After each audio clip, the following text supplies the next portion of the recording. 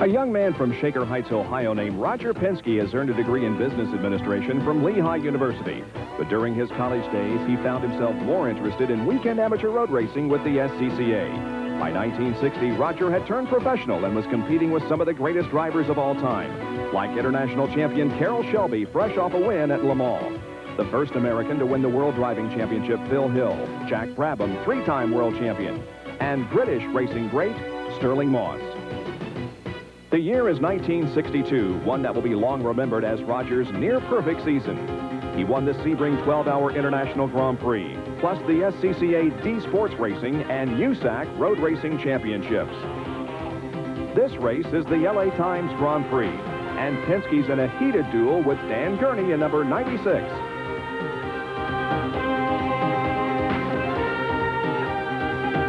Gurney has taken the lead, but Roger is right behind.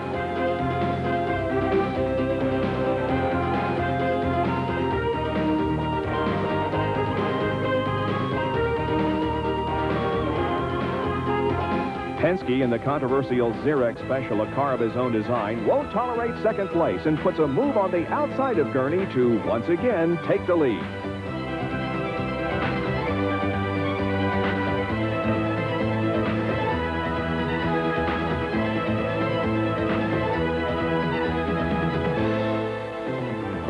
Roger ends up winning the 5th annual Times Grand Prix. As a result, he was named Sports Illustrated's Driver of the Year and the New York Times North American Driver of the Year. 1963, and Roger is still competing against the best drivers of that time. Jim Clark on the left, Parnelli Jones on the right. And Dan Gurney shown here with Carroll Shelby. The John Meekum team is also a contender here at the Riverside Grand Prix with 3 cars, the Xerox Special for Penske, a Lotus for Augie Paps, and a Scarab for A.J. Foyt. Foyt is considered a real threat here. He would win 5 of 12 IndyCar races this year, along with the national championship. 31 cars are in the lineup this day as the field roars into turn number 1.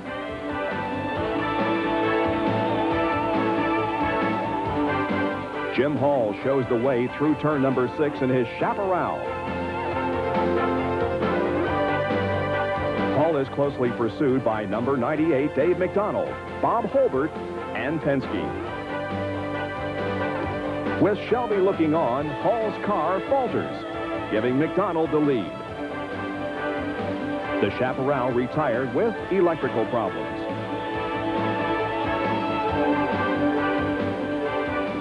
McDonald's King Cobra now leads through turn number 6. Roger has moved to second place. Riverside was one of the toughest courses in any and all forms of racing. Little did anyone know that Roger would also duel on this same course later in the year with NASCAR greats Joe Weatherly and Darrell Derringer and record a victory in the tough NASCAR Grand National Division.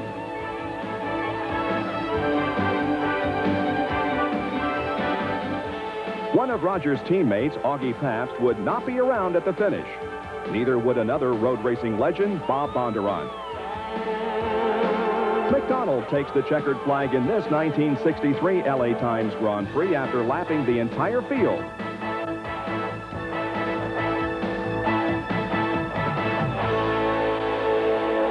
Penske ends up in second position. In 1964, Penske is campaigning the now legendary Chaparral for designer-driver Jim Hall. Once again in the lineup at Riverside was A.J. Foyt, fresh off a victory at the Indianapolis 500. Parnelli Jones, last year's Indy winner. And pole sitter Bruce McLaren. Over 83,000 people were on hand for the 7th annual Times race.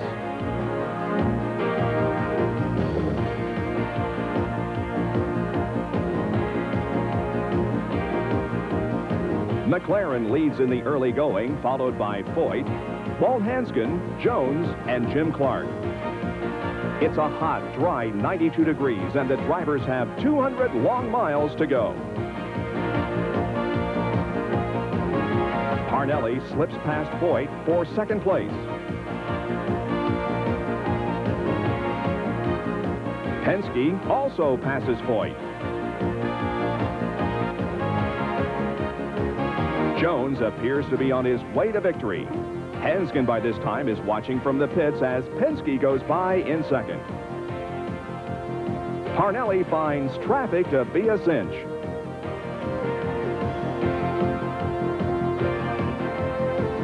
Roger is continuing to run a steady pace in second position.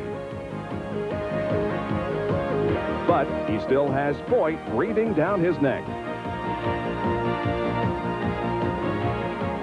Parnelli wins the 7th LA Times Grand Prix in record time.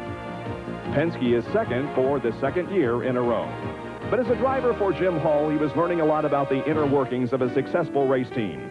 He capped the season with 3 wins during Nassau Speed Weeks and then announced his retirement as a driver. I felt that I want to be known as a businessman and a businessman in racing. In 1966, he hired a young engineering graduate from Brown University, Mark Donohue. Penske liked him, saying he was a good test driver in addition to being competitive in the races. The following year, Roger hired George Fulmer and fielded a 2-car effort in the Can-Am Series. To win here meant you were beating the best. This was one of the greatest racing series of all time, bringing together the world's best drivers on North America's most demanding circuits. In '67, competing against the likes of Bruce McLaren, newly crowned Formula One champion Dennis Hulme and John Surtees, Mark had 2 second-place finishes and wound up 4th in the point standings. Besides Can-Am, Team Penske also remained active in the U.S. RRC Series that year. Donohue scored 6 wins in 7 races and won the championship. Besides driver and car owner, Roger Penske has also been known as a great promoter. Here's Roger Penske, golfer, racing driver, automotive expert. He moved to Sunoco for custom blending. He knows cars all have different octane needs, but at most stations he'd have to settle for 1 regular grade, 1 premium. Only Sunoco has 8 grades. Once I tried custom blending, nothing else was good enough. In the late 60s, the first professional series that saw production-based vehicles battle for superiority on road courses was the SCCA Trans Am division. Ford won the manufacturer's title in 1966 and 67. Penske, the racer, saw that as a challenge. Penske, the now successful Chevrolet dealer, also saw it as an opportunity for business promotion. In 1968, Donohue won 10 of the 12 events, including 8 in a row in his Penske-prepared Camaro. The Trans Am turned into the ultimate American automobile showdown in 1969, as Donohue and Parnelli Jones had a fierce rivalry throughout the season, with Team Penske once again showing the way. Mark's 29 career victories are still, to this day, a record. Another road racing challenge lay ahead, and in 1969, Donohue, along with co-driver Chuck Parsons, teamed to win the most grueling of all American endurance contests, the 24 Hours of Daytona. Speaking of challenges, the ultimate was Indy cars. Later that year, Roger took Mark to the Indianapolis 500, where he finished 7th and won Rookie of the Year honors. 2 years later, in 1971, success. First to win at the inaugural Pocono 500, then 2 weeks later, another win. This time at Michigan International Speedway, a track Roger would buy 2 years later. The following year, Mark won Indy at a record speed that would stand for over a decade. He was on top of the world, not just for winning the greatest spectacle in racing, but for developing the Porsche 91710. With it, Penske Racing's George Fulmer won 5 of 8 events, easily winning the 1972 Can-Am title and ending McLaren's domination of the series. The following year, to stay ahead of the competition, they came up with the Porsche 91730, one of the greatest racing machines of all time. After working the bugs out during the first 2 races, Mark dominated every event thereafter, winning 6 in a row and easily capturing the title. At the Riverside finale, the Penske team discovered one last unfair advantage when Donohue replaced a broken rear anti-roll bar with one that was adjustable from the cockpit. It allowed him to induce oversteer into the car and broad slide to victory lane in what would be his final Can-Am race ever. In the early 70s, the American Motors Corporation and Penske Racing got together to run programs in Formula A, Trans Am, and NASCAR Winston Cup racing. January 1973, the Winston Western 500. Donohue pushed his lightly regarded Matador into the lead on lap 117 and led the rest of the way to win by 5 miles over Bobby Allison. Penske Racing's unfair advantage in this one, 4-wheel disc brakes, which Mark said allowed him to carry the car deeper into the corners. For the 1974 racing season, Allison had been hired by Roger to drive the Matador. Donahue had retired from competition. In only his 10th race for Penske, Bobby took the lead 31 laps from the finish and won the LA Times 500 at Ontario Motor Speedway, beating David Pearson by some 41 seconds, the first win for the Matador on an oval. They started the next season in exactly the same way as they ended the previous one. Again at Riverside, Allison started on the pole and held the upper hand for most of the event. In fact, the Hueytown, Alabama driver led all but 18 of the 191 laps, easily recording the third Winston Cup victory for Penske Racing.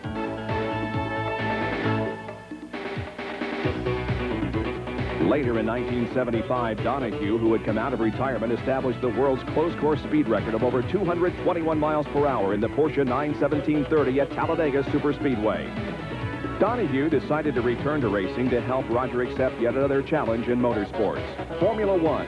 After an apprenticeship of only 25 races in the world's most sophisticated and most technical form of racing, John Watson, driving one of the first Penske chassis, achieved victory at the 1976 Grand Prix of Austria. Roger had won in just about everything on land. Now it was time to try offshore powerboat racing.